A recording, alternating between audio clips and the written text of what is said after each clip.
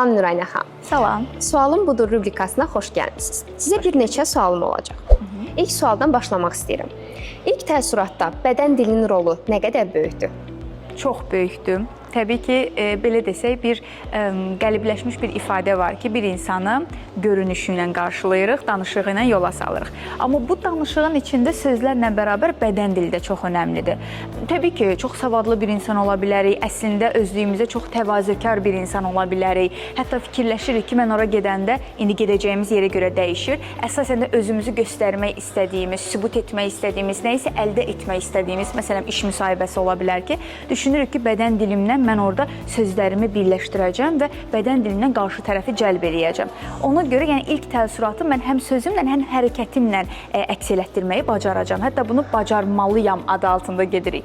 Amma bəzən bu fikrə çox qapılırıq deyə əksinə bədən dilimizi necə idarə eləyək, onu artıq yaddan çıxarırıq. Çünki bunu eləməliyəm, onu eləməliyəm, bunu eləməməliyəm, onu eləməməliyəm deyirik. Amma bədən dilini biraz rahat buraxsaq, sadəcə olaraq getdiyim yerə görə, mövzuya görə çox sadə, kiçik hərəkətlərlə onu tənzimləsək, bu bizə köməklik göstərər. Məsələn, kimlənsə ünsiyyət qururuqsa, deyək ki, ayaq üstə ünsiyyət qururuq, yerimizdə çox yırğalanmamaq. Məsələn, bəzən ayaqqabı düz olanda istər-istəməz belə əyri bir görüntü yaratmış oluruq. Bir ayaq üzərində çox dayanıqlı dayanırıq və digərini biraz rahat buraxmağa çalışırıq. Bu təbii ki, yaxşı bir bədən dili halı deyil. Çünki qarşı tərəfdəki insanla bir ünsiyyətimizdə hələ yenilik varsa, bir məsafə varsa və mən ora bir hədəfli şəkildə getmişəmsə, bu görüntü artıq qeyri-ciddilik yarada bilər. Və ya qarşımdakı insandan daha təkəbbürlü görünmək, biraz daha belə dayanmaq, biraz daha çiyinləri geriyə almaq. İstərsəmiz fərqi yoxdur, xanım olsun, bəy olsun. Bu da qarşı tərəfdə düzgün bir fikir formalaşdırmaya bilər. Çünki biz orada nəyinsə belə desək, bir işin icraatına gediriksə, bir söhbətin yaxşı bir hal almasına, yaxşı nəticələnməsinə gediriksə, o bədən dili ilə biz təəssüf ki, hər bir şeyi mənfi tərəfə apara bilərik. Bunlar olduğu təqdirdə sonrasında fikirləşirik ki, axı mən tam olaraq sərbəst idim. Bəzən o sərbəstlik də o qədər yaxşı deyil. Həddindən çox sərbəst olmaq. Çox vaxt bunu yaşla əlaqələndirirlər, çox vaxt bunu təcrübəsizliklə əlaqələndirirlər. Amma diksiyada, nitqdə belə bir yanaşma var. Bədən dilində çünki nitqin ən vacib nüanslarından, detallarından biridir. Hətta mən diksiyanın bir xəmsəsi adlandırdığım beşliyi var ki, o beşlikdə əsas demək olar ki, bu beşliyi əhatələndirən əsas qaydalardan biri bədən dilidir. Mən bunu nəzərə alıram, fərqindəyəm ki, bədən dilim çox önəmlidir, amma bədən dilinin necə hazırlaşmaq lazımdır, o nüansa qətiyyən fikir vermirəm. Qəlibləşmiş fikirlər üzərindən gedirəm və təəssüf ki, o zamanda da ilk təəssürat olaraq yaxşı danışmağıma rəğmən bədən dilim qeyd elədiyim kimi fikirləri mənfiyə doğru aparır. Çox sağ olun. İnsan öz bədən dilini necə idarə edə bilər? Əslində bu çətin bir sualdır. Nəyə görə? Çünki nitqin daxilində, diksiyanın daxilində biz söz, səs, bədən dili, artikulyasiya, cümlə quruluşu bunlardan danışırıq, amma heç vaxt psixoloji tərəfə köklənmirik. Əslində danışıq birbaşa psixologiya ilə bağlıdır. Gəlin ta gedək keçmişə.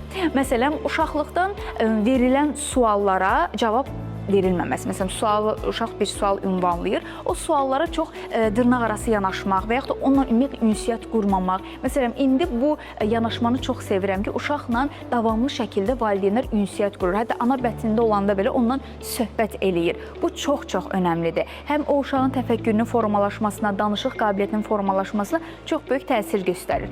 Düşünək ki, bir nəfər uşaqlıqdan bəri o ünsiyyətdən geri qalır.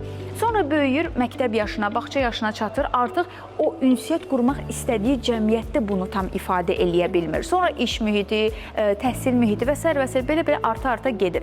Və bunların kökündə istər-istəməz o öz bədən dilini necə formalaşdırsın, bunu da bilmir. Çünki bədən dili sözün önünə keçməməlidir. Bədən dili sözlə paralel getməlidir. Bir növ onun bəzəkli formasıdır.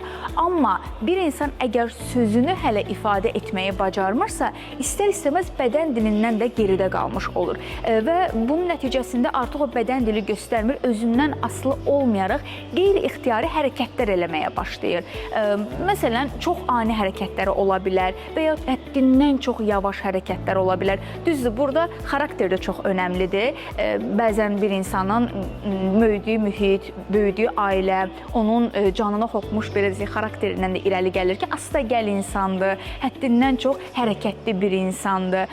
Bunlar ola bilər təbii ki, amma bir insanın bədən dilinin formalaşması dedikdə, bədən dilinin inkişafı dedikdə, onun birbaşa gedib psixoloji tərəfi ilə də bir yerdə toqquşmağa başlayır. Bir də bir nüans var ki, bədən dili müəyyən dərəcədə dəyişir. Məsələn, bir var ki, danışarkən kimisə sağ gözünə baxmaq, bəzən deyirlər ki, bu yalan danışmaqdır və yaxud da gözü çox tez-tez qaçırmaq yalan danışmaq deməkdir. Nə bilim, əli belə qoymaq bu mənanı bildirir, əli belə saxlamamaq bu mənanı. Bir belə bədən dili anlayışı var. Bu artıq çox vaxt insanların hərəkətlərini analiz eləmək üçün vacib olur və biz bunun üzərində nə qədər işləməliyik ki, özümüzü düzgün ifadə eləyək. Bir də var ki, diksiyaya aid olan, kök lazım olan bədən dili.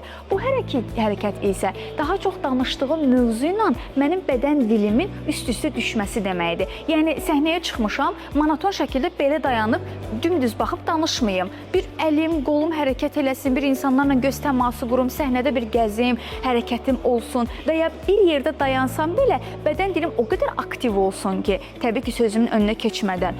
Bu artıq maraqlı bir çıxış olaraq yadda qalsın. Amma bunu formalaşdırmaq, mən təcrübələrimdə də bunu çox görmüşəm və özüm də kənarda müşahidələrimdə də çox görmüşəm ki, birbaşa necə ki, diksiya, danışıq insanın psixologiyası ilə bağlıdır. Bədən dili də əslində o psixoloji nüanslara görə formalaşır. Təbii ki, bunun üzərində işləməkdə fayda var. Müəyyən yaşa qədər biz bundan kənarda qalmış ola bilərik, amma müəyyən yaşdan sonra biz bunun üzərində işləyə də bilərik. Bunun üçün təlimçilər var, müəyyən konsultasiyalar var, düzgün yanaşmalar var ki, bunun üzərində işlədikdə təbii ki, onu formalaşdırmaq olur. Amma sualın birəbir cavabı elə deyərdim ki, bu gedir ta bizim uşaqlığımıza və psixoloji vəziyyətimizə dayanır.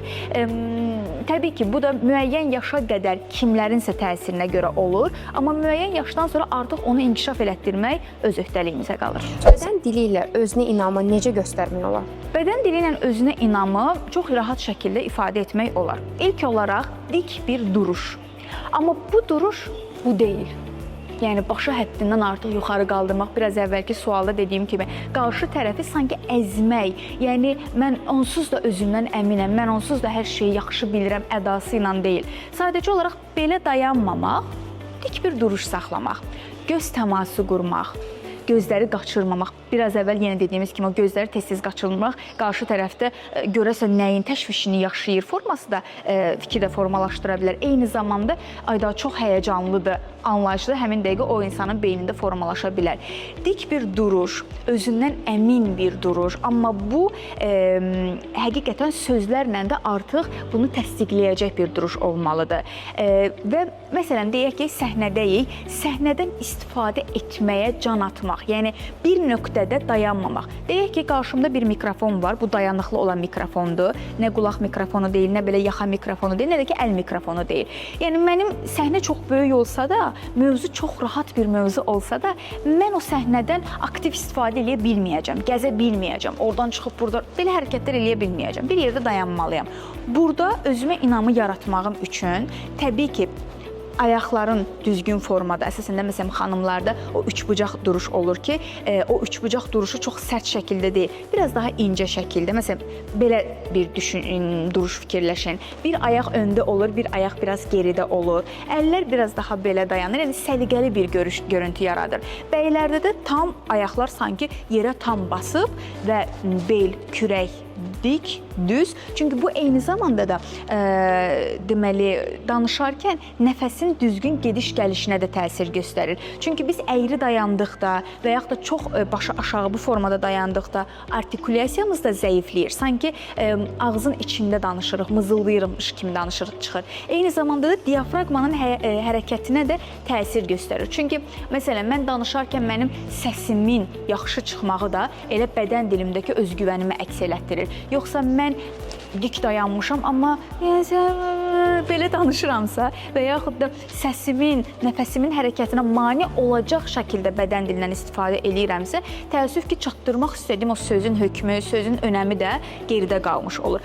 Bu da yenə bəzən ola bilər. Anadan gəlmə bu bacarıq var kimdəsə, böyümə mühitinə görə, dediyimiz o uşaqlıq məsələlərinə görə, danışıqlar, ünsiyyət və s. Bəzən də olur ki, təəssüf ki, müəyyən dərəcədə geri qalır, amma bunun üzərində işləyə-işləyə o özgüvəni, o özünə inamı yaradır.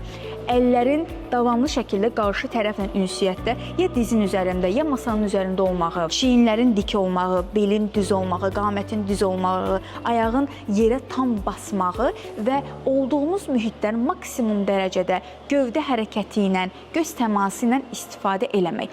Bunlar tam özünə inamlı və qarşı tərəflə mən səndən ünsiyyət qurmağa gəlmişəm, mən səndən nəsə bölüşməyə gəlmişəm, sənin fikrin tam məndə olsun ədası və fikir yarada bilər. Çox sağ olun, çox təşəkkür edirik geniş cavablarınız üçün və təklifimizi qırmayıb gəldiyiniz üçün sizə minnətdarıq. Çox sağ olun.